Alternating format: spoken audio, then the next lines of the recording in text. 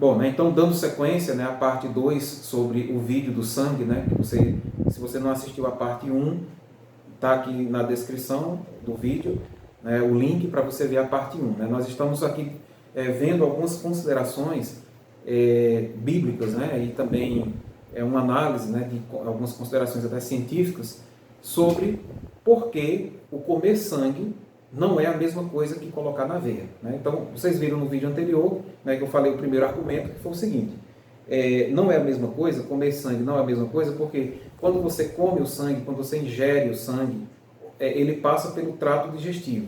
Então, o que acontece ali? Somente os nutrientes são absorvidos e vão para a corrente sanguínea, e o resto é eliminado.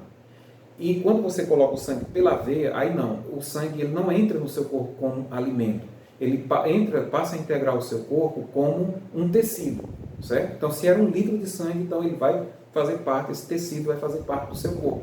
1 litro daquele tecido, tá certo? Então, tudo vai entrar ali. Não é a mesma coisa. Assim como beber álcool não é a mesma coisa que colocar na veia, né? Como diz lá no livro Raciocínios, né? Que é a mesma coisa. Não é, certo? Quando um paciente é alimentado endovenosamente, ele é alimentado somente com alimentos que podem ser colocados na veia, que não vai fazer mal ao paciente. Mas você não pode, por exemplo, chegar com um copo de leite e colocar na veia do paciente. Né? Tem que ser o alimento correto, né? Apropriado para isso. Então, é falsa a premissa de dizer que comer sangue é a mesma coisa que colocar na veia. Assim como diz o livro Raciocínio, na página 345, beber álcool é a mesma coisa que colocar na veia. Não é. São atos diferentes, são atos distintos, ok? No primeiro ato, seja lá o que for que a gente coloca na boca, passa pelo trato digestivo e só vai somente os nutrientes. No segundo caso, entra completamente na veia, né? Então, entra como tecido. No caso do sangue, se for álcool ou qualquer outra substância que você colocar na veia, pode até ocasionar, né, a morte da pessoa. Né? Então, são coisas totalmente distintas. Certo? Então, vamos à segunda coisa a considerar, né, sobre essa questão, né, do sangue. Para comer a carne, né, de um animal, né, uma carne com sangue, né, o que é que acontece? Ou o próprio sangue do animal, né, tem gente que come o sangue, né, gosta, tem uns pratos, né, aqui na cultura nordestina tem alguns pratos que são feitos puramente com sangue, né, a pessoa pega o sangue lá e tempera e tal, então eu particularmente não gostei desses pratos, né, mas há quem goste e aí eu respeito, tá certo? Então, para comer uma carne com sangue ou comer um sangue de um animal, é preciso tirar a vida do animal, tá certo? É por isso que a Bíblia diz que a vida do animal está no sangue. Por quê? Quando você vai comer a carne do animal, o que é que você tem que fazer com o animal? Matá-lo, não é isso? Às vezes de forma brutal, né, como acontece nos matadouros em alguns lugares aqui no país, né, o animal é morto, mas o que acontece? O sangue dele está ali, mas ele teve que morrer. Né? Por isso que a vida daquele animal está no sangue, porque ele morreu para que você pudesse comer a carne do animal. Não é verdade? Então, veja aí, a primeira coisa. Agora vamos levar para a doação de sangue, para você ver que não é a mesma coisa. Embora o tecido seja o mesmo, mas o ato é diferente. Veja bem, uma pessoa que doa uma determinada quantidade de sangue no hemocentro, ela não morre para fazer isso. Esse é o primeiro fato que você tem que analisar. Então, ela tira aquela bolsa de sangue, vamos dizer, 1 litro de sangue do seu corpo, mas ela continua viva. Né? Ela vai para casa, continua a sua vida normalmente. Fica lá aquele sangue armazenado lá no hemocentro, mas a pessoa continua viva. Então, será que nesse caso, é isso que eu quero que você use a sua capacidade de raciocínio agora. Será que nesse caso, o sangue está lá na geladeira, né, do hemocentro, mas a pessoa continua viva, fazendo suas atividades, diferente do animal que morreu, para você comer a carne com sangue, não é verdade? Então, nesse caso, a vida daquela pessoa está naquele sangue, naquela bolsa de sangue, ou está com ela, ou ela está viva, andando para todo lugar? O que é que você acha? Use a sua capacidade de raciocínio. Né? É óbvio que a vida da pessoa continua nela, não está na bolsa de sangue, não é verdade? Então, aí é diferente. Né? Então, a Bíblia usou aquela expressão, é uma expressão, não é para ser tomada de forma literal, né? Quando diz assim, a vida do animal está no sangue. Isso é uma forma simbólica de falar, certo? Que quando o animal morreu, para você comer a carne, aí derramar aquele sangue, é um símbolo, certo? De que a vida daquele animal era aquele sangue que foi derramado. Então, você não deve comer aquele sangue, porque simboliza a vida do animal que perdeu a vida para você poder comer a carne, certo? Entendeu? Então, essa é a análise que eu estou fazendo. E no caso da transfusão, é diferente. Porque a pessoa que doa sangue, ela faz isso por amor ao próximo. Olha a diferença, né? Então, ela vai liberalmente, sem ninguém forçar ela, vai ao hemocentro, chega lá, eu quero doar meu sangue. Aí retira-se uma bolsa de sangue. E às vezes a pessoa faz isso várias vezes, né? Eu tenho um parente, por exemplo, que o sangue dele é ORH negativo. É um sangue muito raro, né? Que serve para doar para todos os outros tipos sanguíneos. E ele vai ao hemocentro com regularidade. Eu vou doar sangue porque é importante para ajudar a salvar a vida das pessoas. Então ele faz isso de forma voluntária. Ele não precisa morrer para tirar o sangue da veia dele para colocar lá no hemocentro. Você está compreendendo? Veja a diferença. Então eu posso afirmar que o sangue desse meu parente, por exemplo, que costuma fazer doação de sangue, que a vida dele está na bolsa de sangue que ele doou, já para muitas pessoas que ele doou, ou a vida dele continua com ele, que ele está vivo até hoje. Né? Anda, vem aqui na minha casa, conversa comigo, não é verdade? Então, no meu ponto de vista, no meu entender, nesse caso, a vida não está no sangue, certo? A vida está com a pessoa que está viva. Aquela bolsa de sangue é apenas um tecido, é uma parte do tecido da pessoa. É a mesma coisa você arrancar a unha quando está com você, ela faz parte do seu corpo, mas quando você arranca, não faz parte mais. O cabelo, ó, ele está vivo aqui, ó, porque está junto do meu corpo. Eu corto ele, né? Não faz mais parte do meu corpo, mas eu continuo vivo, certo? Agora, se para eu doar sangue eu tivesse que morrer, eu tivesse que perder a minha vida, aí, né, simbolicamente falando, que é o que a Bíblia quer dizer, estaria sim a vida no sangue, nesse sentido. Então, é isso, né? A gente tem que ter muito cuidado para não pegar as palavras da Bíblia e entender de forma literal, né? De forma puramente literal, sem colocar em cima daquelas palavras uma análise, certo? Um pensamento, para poder entender o que aquilo ali quer dizer. Né? E pega aquela palavra, né, e aplica literalmente, aí só vai dar coisa errada, certo? Só vai dar problema. E foi o que aconteceu no caso dessa doutrina do sangue, tá certo? Então, quando a gente vai lá, o animal morreu, você vai comer a carne com sangue, realmente está errado, segundo a Bíblia, porque simbolicamente a vida do animal, que era o sangue, está lá naquela carne, e aí você come a carne. Então, você está comendo a carne com a vida do animal. Certo? Simbolicamente falando, né? Porque o animal, a vida dele já se foi, ele não está mais aqui, não é verdade? Entendido essa parte? Então vamos seguir. Porque tem um caso interessante a analisar. Existem alguns procedimentos cirúrgicos no qual o sangue do paciente, do próprio paciente, é retirado com antecedência, armazenado, e quando está lá na hora aí da cirurgia, aí o sangue do próprio paciente é colocado nele, né? E aí eu pergunto a você, então, digamos que eu queira depois fazer uma autotransfusão, né? Então, o que é que eu faço? Eu retirei uma bolsa de sangue de mim mesmo, certo? 1 litro de sangue, armazenou lá. A vida continua comigo, a vida está comigo, ou a vida está lá naquela bolsa de sangue? E aí lá na frente eu preciso, aí volta aquele tecido para mim, certo? É óbvio que a vida continua comigo, né? Ela nunca foi para a bolsa de sangue, né? Se for analisado de forma literal, né? Que eu ainda estou dizendo a vocês que isso deve ser visto de forma simbólica, né? Não é literal, né? A vida não é só o sangue. Definitivamente, nenhum cientista vai dizer para você que a vida de qualquer ser vivo é somente o sangue. Obviamente que não, né? Porque ele era um símbolo que era utilizado naquela época. Por quê? Porque se o sangue para de circular, a gente morre. É simplesmente isso. Mas a vida não é só o sangue. A vida é o coração, é o cérebro, são os pulmões, o ar que a gente respira. É um conjunto todo, né? Então não dá para dizer que a vida é só o sangue, certo? Não literalmente, né? A gente pode falar isso simbolicamente, mas literalmente não, né? Então é isso. Esse é o ponto que você tem que entender, certo? Então, diante dessas considerações que eu fiz para você, para mim não resta dúvida, certo? Que comer sangue é diferente de receber uma transfusão de sangue, certo? E que a Bíblia, de maneira nenhuma, proíbe o uso do sangue para transfusão, certo? Não proíbe. Por quê? Ela não fala, certo? não tinha nem como, porque lá na época que a Bíblia foi escrita, nem sequer se imaginava que algum dia seria possível transfundir sangue de uma pessoa para outra, né? Então, o que o apóstolo Paulo, né, e também os escritores da Bíblia falaram, o que eles realmente, terminantemente proibiram foi o quê? Usar o sangue como alimento, tá certo? Por quê? Porque, segundo eles, esse sangue é a vida do animal que morreu para você comer a carne.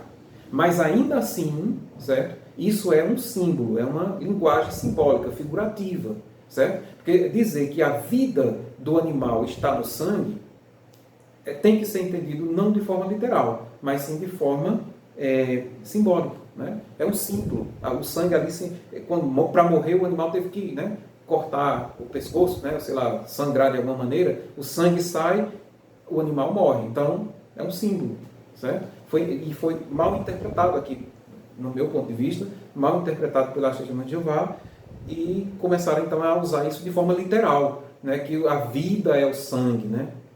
A vida é tudo, né? A vida é todo o conjunto. Para eu estar vivo aqui, nesse corpo, não é só o sangue que faz a minha vida, não. É o sangue, é o ar, né? Como eu falei, é a respiração, certo? Então, são muitas coisas. Nosso corpo é composto de e assim como o corpo do animal, é composto de muitas coisas, não apenas de sangue. Só o sangue sozinho não é a vida, né?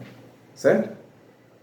Então, é isso. Eu posso afirmar para você, seguramente, com a minha consciência limpa, certo? Que comer sangue não é a mesma coisa que receber uma transfusão, tá certo? E segunda coisa, você tem que analisar. Quando você vai comer sangue de um animal, ele tem que morrer para você comer o sangue. Na doação de sangue isso não acontece. Na doação de sangue a pessoa vai voluntariamente doar o sangue. E aí o que acontece? Ela faz isso voluntariamente, ela não morre, portanto o sangue, a vida da pessoa não está no sangue. Isso se fosse considerar literalmente. Mas a gente tem que ver isso de forma simbólica. Certo? Deus não seria cruel, certo? A ponto de criar uma doutrina dessa maneira que imporia a cada pessoa, né, tamanho sofrimento, né? Essa doutrina, tanto no passado, né?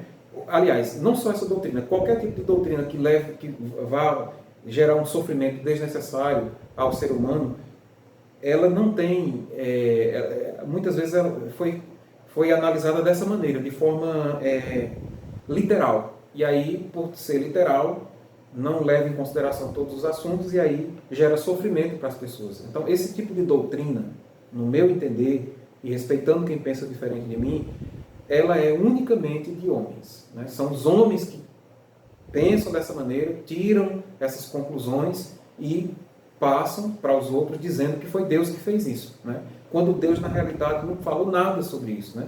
Na Bíblia não se fala absolutamente nada contra a transfusão de sangue, nem a favor e nem contra. E não poderia ser diferente, porque na época que a Bíblia foi escrita, não havia possibilidade de se falar em transfusão de sangue. Então a Bíblia nem é contra e nem é a favor da transfusão de sangue. Então, no meu ponto de vista, a Testemunha de Jeová deveria reformar, o corpo governante deveria reformar essa doutrina e deixar isso a nível consciencial de cada pessoa. Ou seja, cada pessoa poder decidir por si mesma se quer ou não quer a transfusão. E parar de falar sobre isso, entendeu? Porque isso a Bíblia não trata desse assunto, ela não fala sobre isso. Ela fala sobre não comer sangue de forma simbólica, que é a vida do animal, que é totalmente diferente de uma pessoa ir lá voluntariamente doar sangue, tá certo?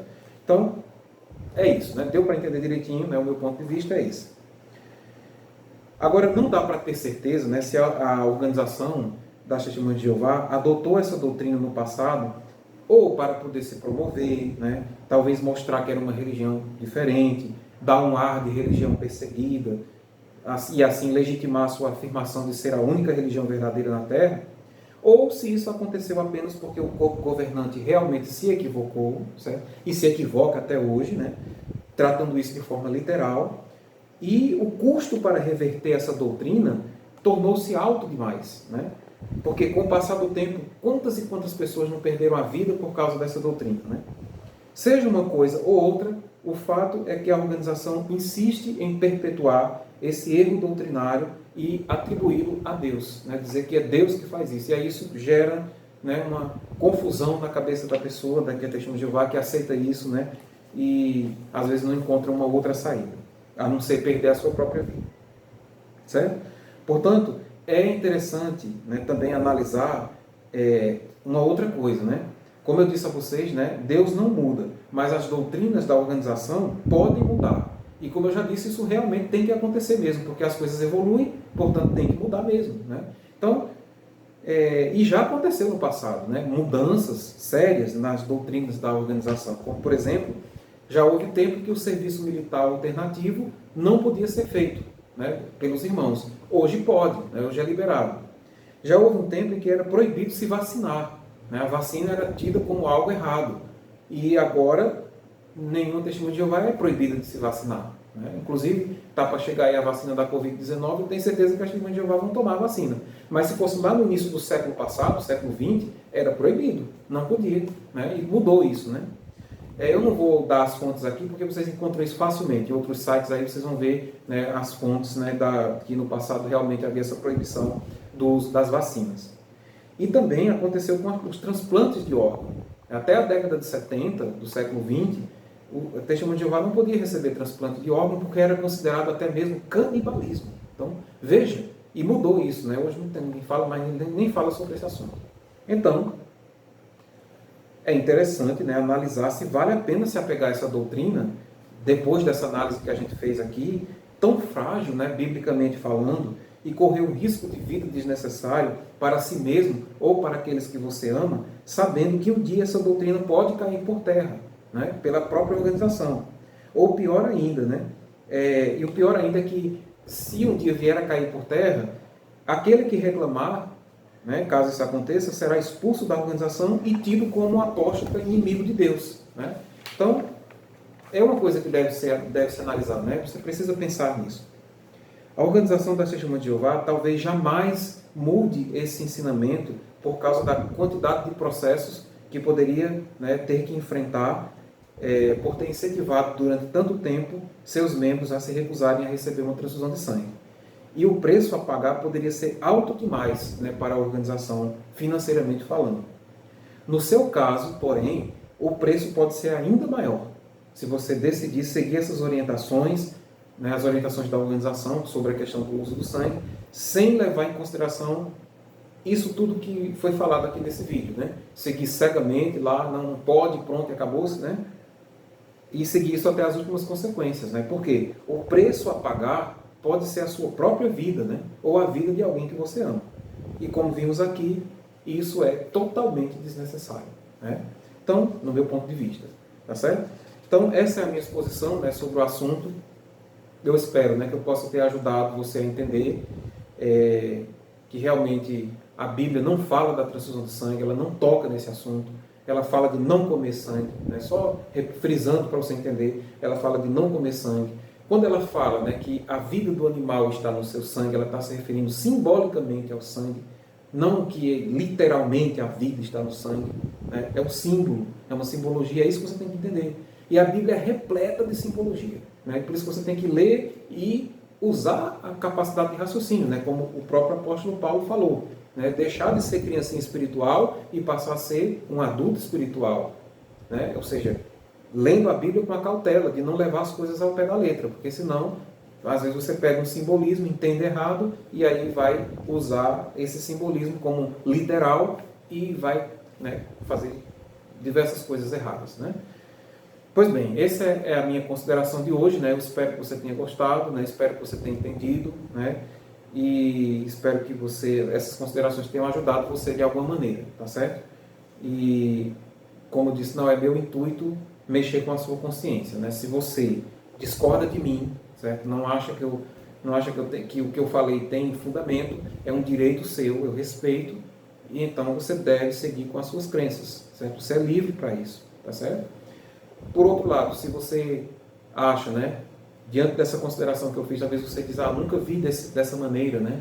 Aí você pode, então, seguir o que o próprio corpo governante falou sobre o assunto, né? Que é mudar a crença, né? Mudar a forma de pensar. E aí você vai dizer assim, mas para isso eu teria que deixar a organização, eu não posso fazer isso agora.